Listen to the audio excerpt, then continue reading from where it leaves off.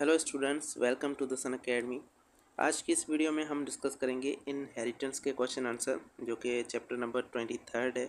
तो let's start. इसमें short questions आज इस वीडियो में हम डिस्कस करेंगे। अगर आपको सभी चैप्टर्स के question answers, short and long questions, ये सभी क्वेश्चन आंसर की जो पीडीएफ है वो आपको चाहिए, तो आप इस नंबर पर रब्ता कर सकते हैं। नीचे जो नंबर आपको दिख रहा है इस पर आप व्हाट्सअप मैसेज कर सकते हैं। आपको मिनिमम चार्जेस में ये कंप्लीट पीडीएफ मिल जाएगी, जिसमें सेकेंड ईयर बायोलॉजी के कंप्लीट ऑल चैप्टर्स के क्वेश्चन आंसर मौजूद है। तो चलिए स्टार्ट करते हैं शॉर्ट क्वेश्चंस को। सबसे पहला क्वेश्चन है, why R H incompatibility could be dangerous for developing foetus and mother. तो जब आर एच एंटीजन की जो इनकम्पेटिबिलिटी हो जाती है ब्लड के अंदर, तो फेटस और मदर दोनों के लिए डेंजरस क्यों होता है? तो आर एच इनकम्पेटिबिलिटी की वजह से when R H negative mother marries R H positive foetus carries, यहाँ पर अगर उसका फादर भी आर एच पॉजिटिव है और वो बच्चा भी आर एच पॉजिटिव है फीटस, तो इसकी वजह से यहाँ पर कॉम्प्लिकेशन होती हैं। जब मदर नेगेटिव है और फीटस जो है वो पॉजिटिव है, तो यहाँ पर इम्यून रिएक्शन होता है। मदर के अंदर जो एंटीबॉडीज़ होती हैं वो फीटस के आर एच ब्लड जो एंटीजन्स हैं उन पर अटैक कर देती हैं, और इसकी वजह से हीमोलाइटिक रिएक्शन हो जाता है न्यू बॉर्न बेबी के अंदर, जिसे HDL कहा जाता है। अब इस रिएक्शन के अंदर क्या होता है कि बेबी के जो RBC हैं वो टूटना शुरू हो जाते हैं, ब्रेकडाउन होते हैं, और इसकी वजह से बेबी के अंदर बेबी जो है वो उसकी डेथ भी हो सकती है, और उसके अंदर जो है वो एनीमिया, जॉन्डिस जैसी प्रॉब्लम्स हो सकती हैं। तो ये सारी प्रॉब्लम्स हैं जो इसकी वजह से होती हैं, RH इनकम्पेटिबिलिटी की वजह से। क्वेश्चन नंबर 2 है, why haemophilia is common in human male. तो हीमोफिलिया मेल के अंदर कॉमन क्यों है? कॉमन इसलिए है क्योंकि ये सेक्स लिंक्ड रिसेसिव ट्रेट है, और ये एक्स लिंक क्रोमोसोम पर मौजूद है, एक्स लिंक ट्रेट है इसलिए। तो एक्स जो है वो मेल के अंदर एक्स क्रोमोसोम एक ही होता है, तो यहाँ पर एक्स क्रोमोसोम होने की वजह से अगर एक ही अलील आ गई, तो इसकी वजह से यहाँ पर इसके अंदर ये डिफेक्टिव जीन जो है वो एक्सप्रेस हो जाती है। तो इसकी वजह से यहाँ पर, क्योंकि इसको एक ही अलील चाहिए होती है एक्सप्रेस होने के लिए, जबकि फीमेल के अंदर दो एक्स क्रोमोसोम्स होते हैं, इसलिए यहाँ पर दो डिफेक्टिव जीन चाहिए होती हैं, इसलिए ये मेल के अंदर ज़्यादा कॉमन है। उसके बाद नंबर 3 है, what do you mean bye sex influence trait. तो सेक्स इन्फ्लुएंस ट्रेट्स क्या होते हैं? सेक्स इन्फ्लुएंस ट्रेट ऐसे ट्रेट्स होते हैं जो express in differently in male and female, जो कि अगर ऑटोजम्स पर भी मौजूद हैं तो भी वो एक्सप्रेस होते हैं डिफरेंटली मेल और फीमेल के अंदर। तो उन मेल और फीमेल दोनों के अंदर उनकी जो एक्सप्रेशन है वो सिमिलर नहीं होती, वो सेम नहीं होती, क्योंकि वो सेक्स से इन्फ्लुएंस हो रहे हैं। ये ऑटोजम्स पर मौजूद होते हैं, नॉन सेक्स क्रोमोसोम पर मौजूद होते हैं, और ये सेक्स से इन्फ्लुएंस होते हैं। इसकी एग्जांपल ये है कि मेल के अंदर जो बाल्डनेस है, तो ये इसके अंदर एग्जांपल है। अगर आपको इसके लेक्चर्स देखने हैं तो हमारे चैनल पे कंप्लीट लेक्चर्स मौजूद हैं। अब क्वेश्चन नंबर 8 है, क्वेश्चन नंबर 4 है, डिफरेंशिएट बिटवीन फॉलोइंग। तो दो हमें यहाँ पर टर्म्स दिए हुए हैं, इनके बीच में डिफरेंस बताना है, लिंकेज एंड क्रॉसिंग ओवर। अब लिंकेज क्या है और क्रॉसिंग ओवर क्या है? अब देखें, अगर ये क्वेश्चन आपके पास लॉन्ग क्वेश्चन के अंदर आता तो आपने ज़्यादा डिफरेंसेस लिखने थे, पूरा टेबल बना के आपने जो है वो 5 से 10 पॉइंट्स यहाँ पर लिखने थे। लेकिन अभी यहाँ पर शॉर्ट क्वेश्चंस में है, तो आप जस्ट यहाँ पर शॉर्ट में लिखेंगे। लिंकेज क्या है? Gene linkage, genes located on same chromosome tend to inherit together are said to be linked. वो जीन जो एक ही क्रोमोसोम पर हैं तो ये लिंक्ड जीन कहलाते हैं। और क्रॉसिंग ओवर क्या है कि जब म्योसिस के दौरान होमोलोगस क्रोमोसोम के बीच में जेनेटिक मटेरियल की एक्सचेंज हो जाती है, और ये लिंकेज को तोड़ता है, लिंकेज को ब्रेक डाउन करता है, तो ये क्रॉसिंग ओवर कहलाती है। ठीक है, तो यहाँ पर जस्ट इतना आप लिखेंगे तो आपका सही हो जाएगा। उसके बाद नंबर 2 है, monohybrid cross and dihybrid cross. तो मोनोहाइब्रिड क्रॉस क्या है कि a cross between two individuals differ in only one trait. दो ऐसे इंडिविजुअल के बीच में क्रॉस जो सिर्फ एक ही कैरेक्टर उनके बीच में डिफरेंट है। जबकि डाईहाइब्रिड क्रॉस ऐसा क्रॉस है जिसमें दो इंडिविजुअल्स क्रॉस किए जाते हैं और उन दोनों के अंदर दो डिफरेंट ट्रेट्स होते हैं, या फिर दो कंट्रास्टिंग ट्रेट्स होते हैं। उसके बाद सी है, X link trait and Y link trait, इन दोनों के बीच में डिफरेंस बताना है। तो एक्स लिंक ट्रेट वो ट्रेट्स हैं जो एक्स पर मौजूद जीन पर कंट्रोल हो रहे हैं, और वाई लिंक्ड वो होते हैं जो वाई क्रोमोसोम पर मौजूद कंट्रोल हो रहे हैं। और ये जो है होमोजाइगस होते हैं, जबकि यहाँ पर ये हेमीजाइगस होते हैं, इसमें एक ही एलील होती है, और ये मेल के अंदर पाए जाते हैं जबकि ये फीमेल के अंदर भी मौजूद होते हैं।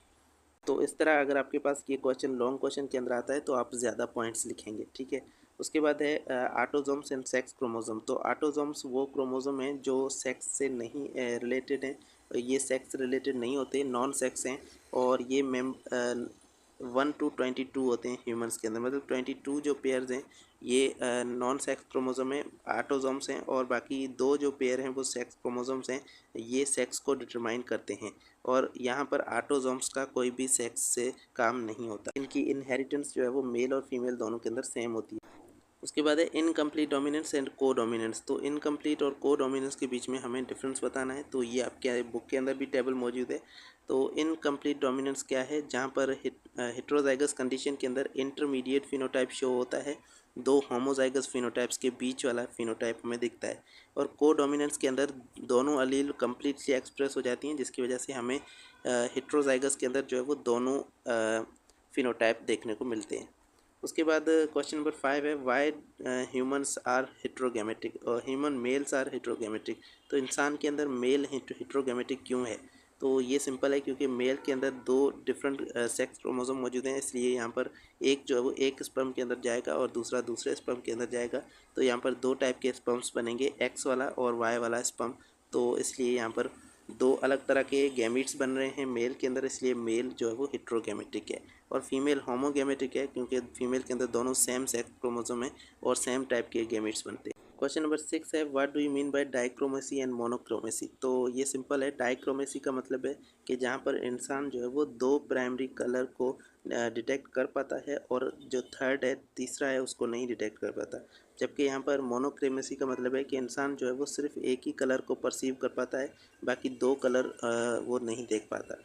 उसके बाद क्वेश्चन नंबर 7 है what do you mean by what do you know about ZZ sex determination. तो ये सिंपल है, ZZ और ZW सेक्स डिटर्मिनेशन का एक सिस्टम है जो एनिमल्स के अंदर पाया जाता है, जैसे कि बर्ड्स हैं, रेप्टाइल्स हैं, इनके अंदर ये पाया जाता है, और बर्ड्स है, मॉथ, इनके अंदर ये पाया जाता है। तो इनके अंदर क्या होता है कि मेल के अंदर ZZ है, मेल होमोगेमेट्रिक है, एक ही टाइप की गैमीट प्रोड्यूस करता है, और फीमेल के अंदर 2 डिफरेंट क्रोमोसोम है ZW, और ये फीमेल हेट्रोगेमेटिक है। ठीक है, तो ये यहाँ पर डिटर्मिनेशन है, सेक्स डिटर्मिनेशन। क्वेश्चन नंबर 8 है why incomplete dominance is called partial dominance. तो इनकम्प्लीट को पार्शियल डोमिनेंस क्यों कहते हैं, क्योंकि हेट्रोजाइगस के अंदर हमें जो फिनोटाइप मिलता है वो दोनों का मिक्सचर होता है, वो ब्लेंड हो जाता है।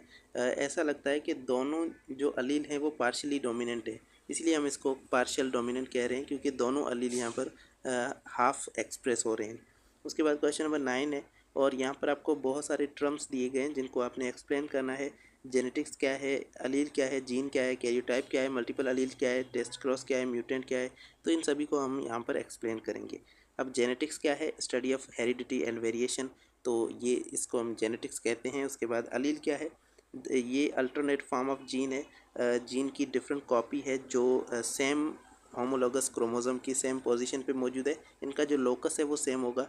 जीन क्या है, जीन हेरिडिटी का यूनिट है और ये स्पेसिफिक ट्रेट को डिटरमाइन करता है। कैरियोटाइप का मतलब है कि क्रोमोसोम का कंप्लीट सेट, एक पॉपुलेशन के अंदर जितने भी क्रोमोसोम हैं उन सभी का जो सेट है वो हमारे पास कैरियोटाइप कहलाता है। मल्टीपल अलील का मतलब है कि एक पॉपुलेशन के अंदर एक से ज़्यादा अलील्स मौजूद हो, एक ट्रेट के लिए 2 से ज़्यादा अलील हो तो ये मल्टीपल अलील कहलाता है।